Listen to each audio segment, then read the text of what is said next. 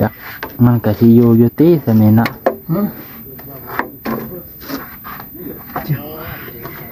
แต่มันก็มาเลยเป็ดปาดเนาะนี่มันบ่คือตัวนั้นเนาะลมหนึงแต่ละก็เลิกเม็ด50เลยได้เลิกเม็ด50แล้วเม็ด50นี่จักท่อหนึง50เซนเม็ด50อีก3ท่อฮะ3ท่อ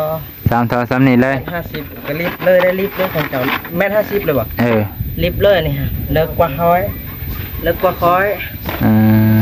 จะว่าบ่เลิกบ่เลิกแล้วต้องคอยขุดจนฮอดหินพุ่นแหละ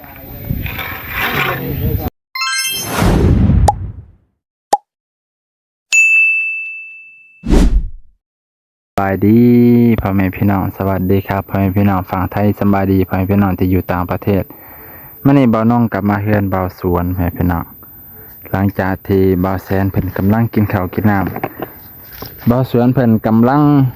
ทำงานก่อสร้างกำลังก่อท่อบาดาลท่อห้องน้ำพ่อแม่พี่น้องโอ้ยบ่ผิดบ่ถูกแล้วบัดนี้จักเป็นน้ำอากาศร้อนไปจักโอ้เป็นนักกระเจาะมังกี้ไปเป็นเนาะโอ้เจาะตะกี้เองเนาะสว่านใส่แตกแน่ทางลมจากว่ามันต่ำเนาะบ่มีอันนั้นบ่มีซิวบ่มีเกียงบ่เกียงนะเกียงในเมียงเกียงแนวเกียงเกียร์โอ้คักถือว่าเพิ่นกะอาศัยเอามือเลยไปเนาะบ่ต้องใส่เกียงให้มันยากเพิ่นได้ทางบ่มีแน่นี้แล้วเนาะบ่ได้ว่าบ่ยากแหละมันบ่มีก็เลยเอามือเนาะแล้วบัดนี้ตัวท่อกับท่อเนี่ยก็ต้องจอดกันบ่ต้องเอาปูนโบกบ่อันนี้ที่ปูนโบกท่อกับท่อติดกันนี่ต้องโบกเนาะโอ้ท่อต่อได้ป่ะแล้วบ่นี่เขาว่า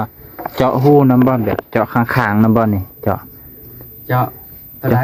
นี่แหละตามนี่บ่ได้จังหวะยันว่าให้มันซึมออกอากาศฮะจังหวะบ่ค่อยก็บ่เคยเฮ็ดห้องน้ำเจ้าทำเขาเคยทำเจ้าต่างคนต่างบ่เคยจังหวะเนาะต่างคนต่างบ่เคยถามกันจังซี่โอ้ยนะซ้ำเฮาก็เรียนรู้ไปเนาะเพิ่นก็สิบอกอีดอกเดี๋ยวทางผู้เคยมีห้องน้ำเขาก็สิรู้อยู่ดอกเนาะเฮาบ่เคยมีห้องน้ำมีแต่ห้องน้ำสาธารณะ ก็เลยบ่ฮู้อีหลีบางคนก็ว่าเจาะตัวนี้เจาะข้างให้มันเป็นหูให้มันซึมออกเพิ่นว่าบ่ซึมเพิ่นว่าเด้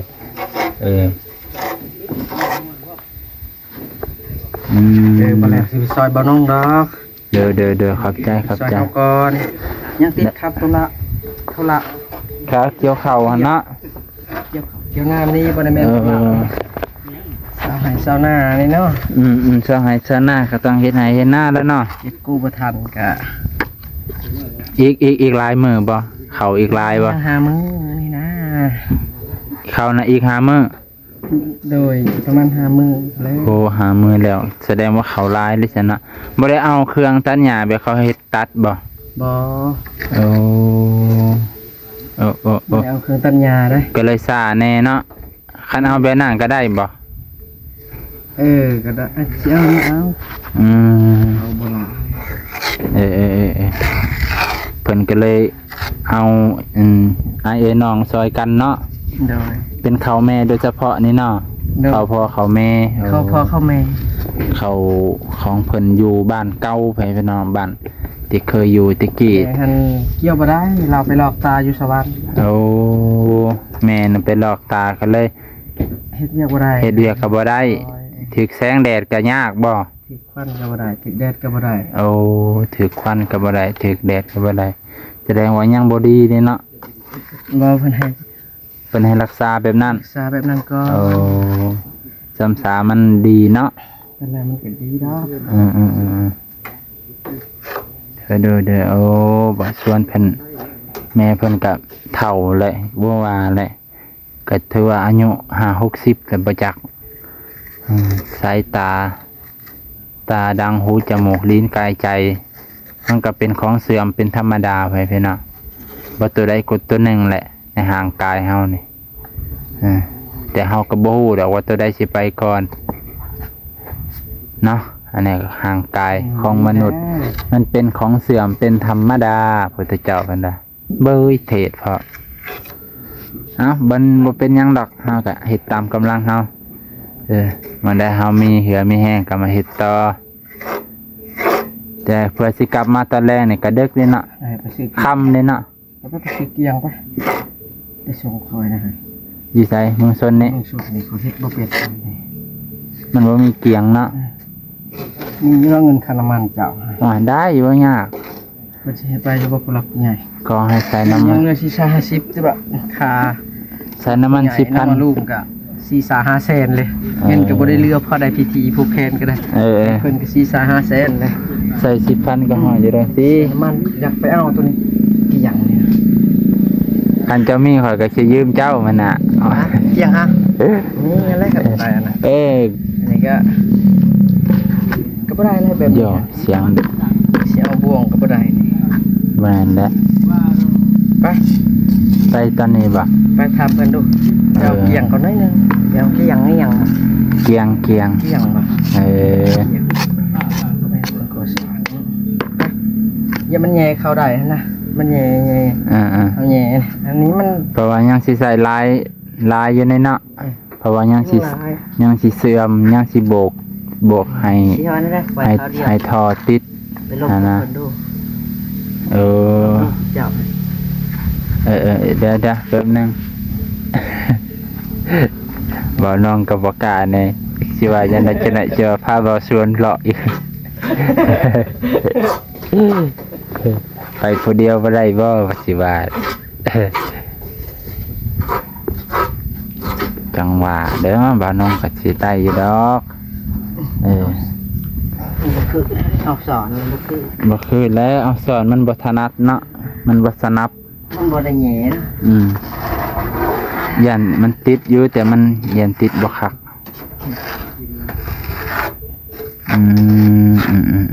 ลงหลุมก็เด้อให้มันได้ตัวนี้ก่อนลองติดตัวนี้เพราะว่าจังได้ก็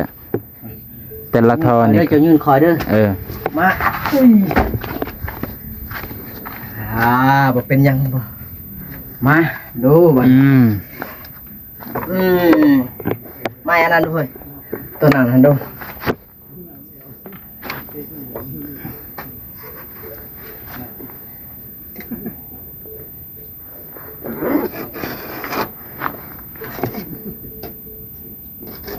หานะก็พูดแล้วตัวนี้ผมไม่เห็นของเขาอีกไม่เขาสิเอาสักอัน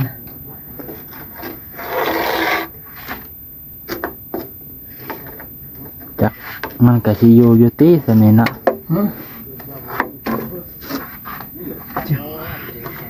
แต่มันก็มาเลยเป็ดปาดเนาะนี่มันบ่คือตัวนั้นเนาะซับซ้อนนะแบบนี้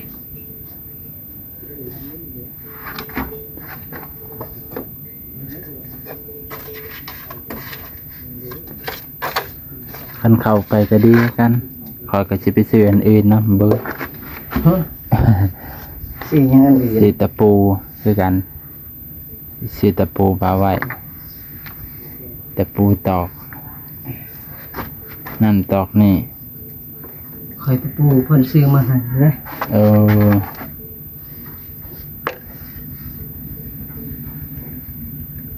อันนี้ห้องน้ำนี่สิเอาจังได๋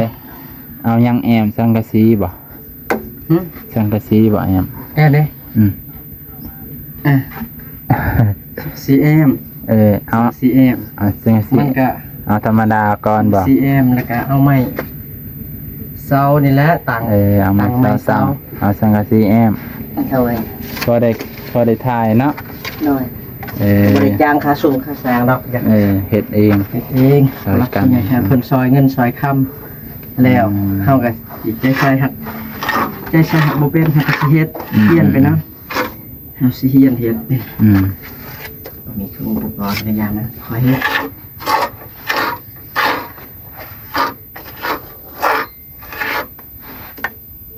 บ่คือเลยตัวนี้นะอยากได้เกี่ยง บ่สนับเนาะมันบ่สนับบ่ส่วนเลยฮ่าแต่บ่น้องก็สิขุดเพิ่มอีกคุ้มหนึงบ่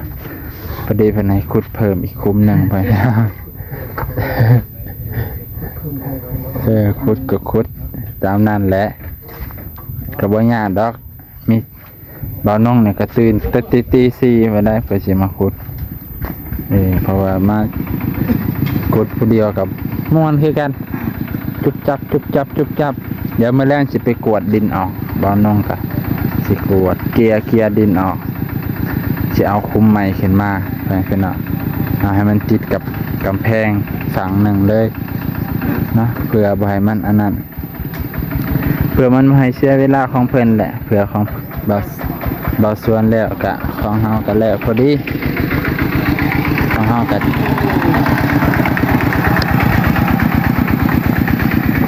อัดทางนอกป่ะตัวนี้หรือว่าอัดทางใน จังหวะ เดี๋ยวโอเคเอาไป เข้าว่าทางนอกแล้วเพราะว่าเห็นบ่ ขึ้นด้วยประเด็นเด้อ เพราะว่าจังได๋ทางนอกนี่มันอันนั้นเด้ทางนอกน่ะมันเป็นผักเขาต้องโบกทางนอกติเนาะจะว่าบ่เนาะโบกที่ทางนอกและเพราะว่าทางนอกมันเป็นผักเด้ ไม่ได้เลย ข่อยก็บ่ฮู้เฮ็ดคือกัน แต่ก็เบิ่งเอานี่แหละว้าตัวเครื่องก็ฮ้อนโทรศัพท์ก็ฮ้อนอากาศก็ฮ้อนบัดยามฝนตกคือจมแต่ว่าฝนฟ้าห้องย่านฟ้าพาย่านฟ้าพาผัดยามนี่แหละผัดฮ้อนแฮงคัก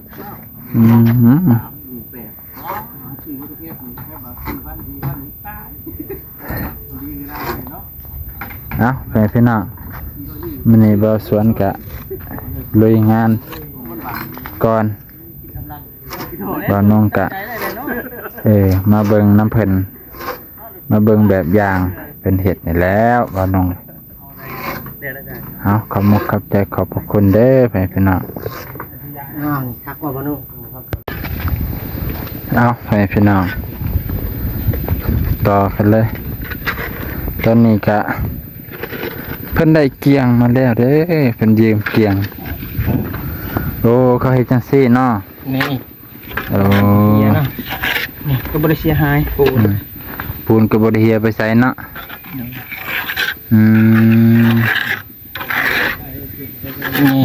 แง่เขาบีบเขาพร้อมให้มันติดคันบ่แม่นเกียงมันก็ลำบากแน่เนาะโอ้ยทำมันแกงกับบ่ได้ขาวแล้วมันก็บ่งามบ่ได้รูปนี่ได้ผสมปูนมาจังตัวจักผู้แล้วขุดจักปองแล้วขุดเจ้าปองหนึ่งแล้วล้มหนึ่งแต่แล้วก็เลิก1.50 เลยได้เลิก1.50แล้ว1.50นี่จักท่อหนึ่ง50 เซน1.50อีกแล้วท่อฮะ3 ท่อ3นี่เลย1.50ก็รีบเลยได้รีบเลยของเจ้า1.50เลยบ่รีบเลยนี่ฮะเลิกกว่าค้อยจะว่าบ่เลิกบ่เลิกแล้วต้องคอยขุดจนฮอดหินพุ่นแหละ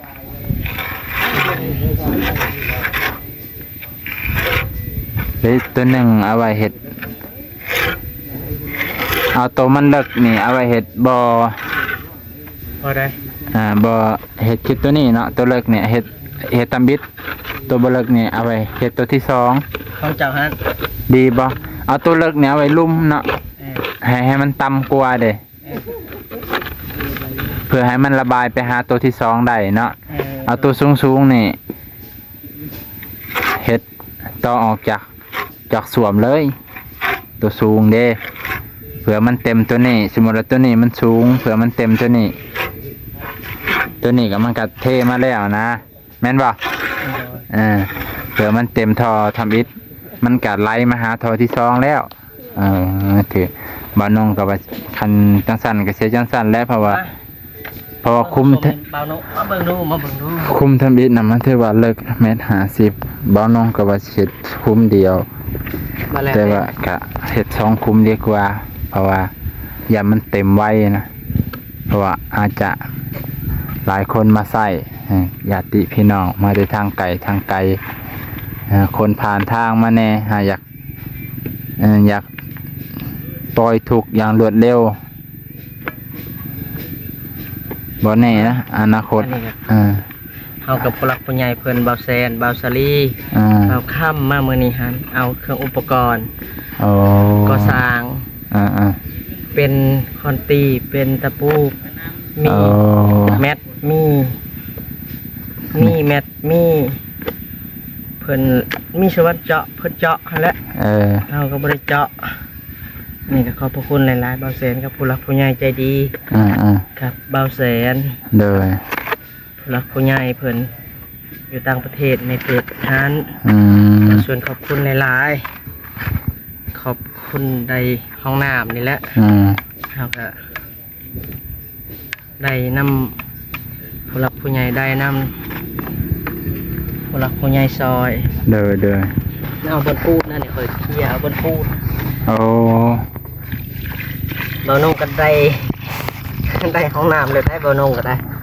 ก็ว่าสั้นและคิดว่าขันบุญหอดจอดเทงไปกุดคุ้มทาแล้ว ได้บ่ได้ก็บอกได้บ่ได้ก็พูดแต่ว่าคนคุ้มทาเส้นซอยได้แล้วก็ถ้าบุญหอดจอดถึงก็ให้ได้และแห่งอยากได้เมื่อได้เพิ่นว่าสิเอามาท้อให้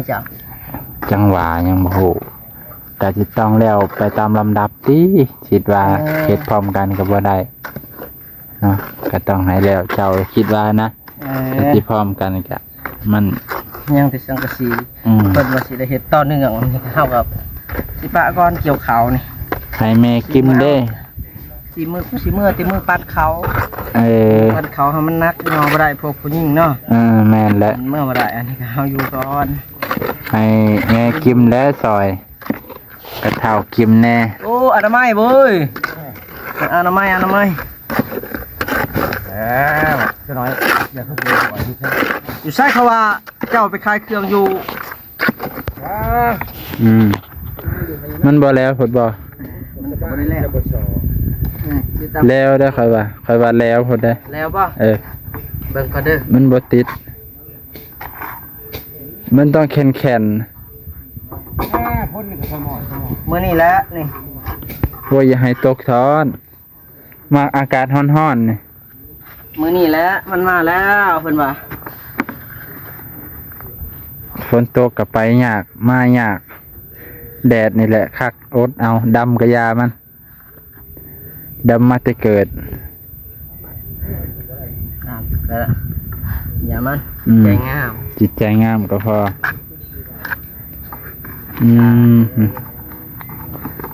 มันบ่ต้องใส่น้ำบ่ต้องใส่ให้มันลองบ่นั่นน่ะอันนั้นให้เจ้าอยู่น้ำก่อนให้มันแล้วให้มันแข็งนี่เลยยิ่งแข็งยิ่งกับดีอยู่เพราะว่าอันนี้ก็ยังบ่ได้นี่มันยังแล้ว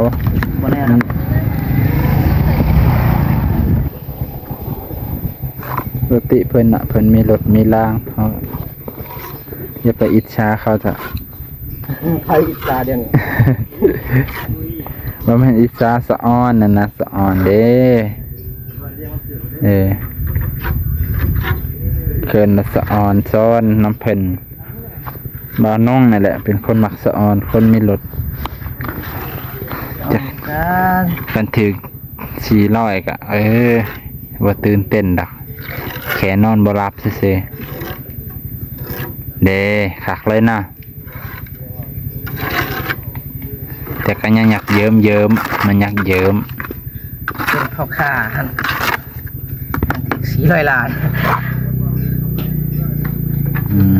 คักแต่บ่มีกันห่มบ่ บ่มีนะ แต่สิกลางให้ดอกคันมีกันห่มกลางห่มเป็นพญาจะได้ขี่ตีนสร้างกลางห่มเป็นพญาอย่าได้ลืมคนถูกผู้ให้น้ำตีนสร้างเห็นบ่แม่นบ่ ยังว่าบ่เคย บ่เคยได้ยินบ่ บ่เคยเป็น อ๋อ คำตอบ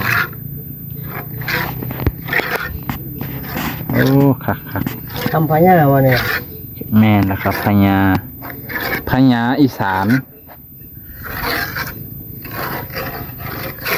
ปากดูว่าพญาอีสานมันตำนานอยู่พุทธ ทั้งลมก็ใส่เนาะบัดนี้โอ้ใส่ยากเนาะสิเบียดตัวเขาจะได้อยู่ลุม สี เนาะพ่อแม่พี่น้องมาต่อกันอีกเทื่อนึงหลังจากที่คุยซัมเพเฮระกับลุงข้างบ้าน ลุงข้างบ้านเพิ่นมาเล่นมาทางหญ้าซอยมาทางหญ้าหน้าเพิ่นโอ้คัก ทางบ้านเป็นไง มีเคียงละคักแล้วเนาะโอ้สนิทมิดจิตเลยบัดนี้ ถูกครั้งเนาะ ทางลุมเช็ดจะได้บัดนี้ ฮะทางลุมเลยบ่ กลมมาแล้วเนาะนั่งคอยเฮ็ดไป ทางหัวลงก่อนบ่สิยืนได้ โอ้ยสิเอาหัวลงก่อน อาบาหารนะครับเดี๋ยวลงของคุณเลย ลงอยู่พี่เลยพี่ลงอยู่พี่ก็ค่อยง้อยเอายื้อเอา ยืนเดี๋ยวมาลงหัวก่อน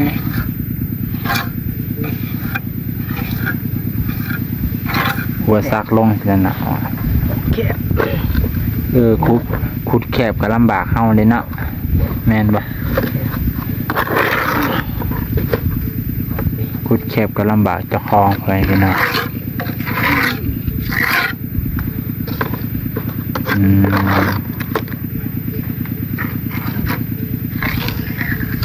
นี่มือคอยสิจับน้องคอยก่อน ได้ไฟก็เฮ็ดแต่ย่ำกลางคืนกับกลางเห็นดอกกลางเว้นกับบ่ได้เฮ็ดคือกันเพราะว่า คอยได้แล้ว บ่อยคันขุดกับขุดแต่ส่วนหลายเขาตื่นตี4 โมงเช้าครึ่งเขาก็นอนบ่อยากหลับแล้วเขาก็ลุกมาขโมกขเมา ตัวนี้เลยได้บ่เนี่ยเฮ้ยตัวนี้เลยได้ป่ะ จักว่าข่อยเฒ่าบ่อยากเฒ่าแล้วเขาน่ะตื่น ยังมาเอาเมียนี่ ตื่นก่อนไก่คันเนี่ยเขาว่าเฒ่าแล้วเด้ เท่าเลยได้จะบ่เท่าแล้วอายุยังทันได้เมียอยู่บ่น้อง จังว่าเรื่องเมียมันก็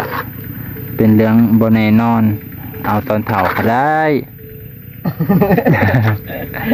เอาเท่าก็ได้ ตอนนี้ยังเฮาหันเฮ็ดอยู่เฮ็ดกินได้อยู่ตอนเฒ่าก็บ่แน่ทุกอย่างไม่แน่นอน เท่าว้าว